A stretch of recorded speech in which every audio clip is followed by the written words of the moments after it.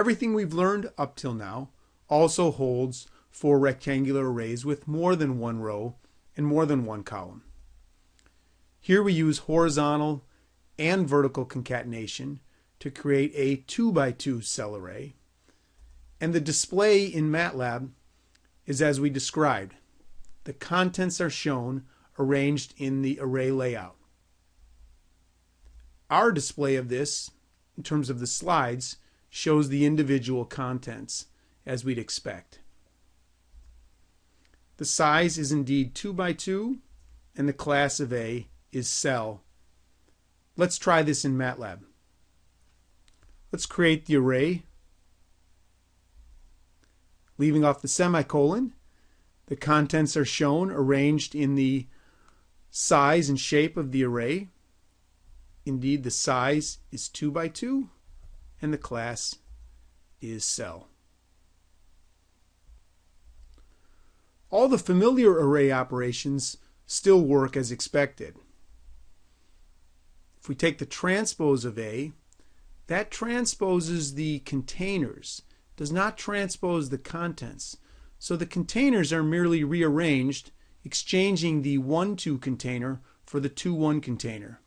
In our visualization of the cell array, B appears as shown. We can also horizontally concatenate, in this case A and B. That would lead to a 2 by 4 container array. Or we could vertically concatenate these, giving a 4 by 2 cell array. Let's try this in Matlab. Let's remind ourselves what A looks like. Taking the transpose, we see that the container array is what's transposed. The 1-2 container is exchanged with the 2-1 container. We can horizontally concatenate these. That will give us a 2 by 4 container array. There you see it displayed in Matlab where the contents are shown, arranged as a 2 by 4 array. Likewise, we could do a vertical concatenation, giving us a 4 by 2 container array. So we see that these types of array operations, concatenation and transposition, work as expected. It doesn't make sense, though, to add 2 cell arrays. And sure enough, we get an error that says the operation plus is not defined for arguments of class cell.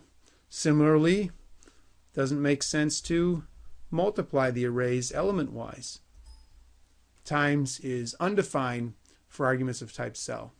So some array operations work, as you'd expect, and other array operations which don't make sense don't work. What about cell arrays inside other cell arrays? Let's try this. Let's put the character array Jack Jackson in a container.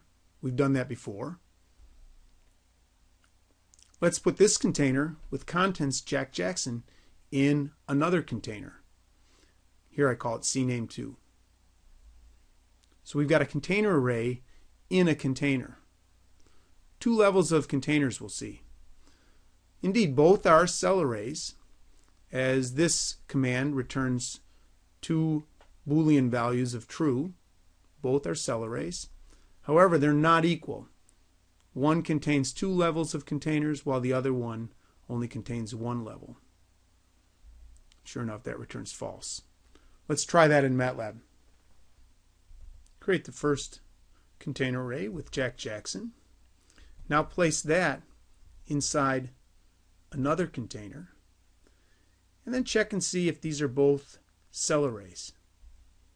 Yes, they are both cell arrays, but are they equal? No, they're not equal, because CNAME2 has 2 layers of containers, whereas CNAME only has 1 layer. It's kind of like the situation we sometimes have in holidays, where there's a present inside a box, or possibly a present inside a box inside another box. Those are different situations, and in this case, the analogy to the cell arrays and the containers is exactly the same. 2 levels of containers is different than 1. Let's try a quiz on some of these concepts.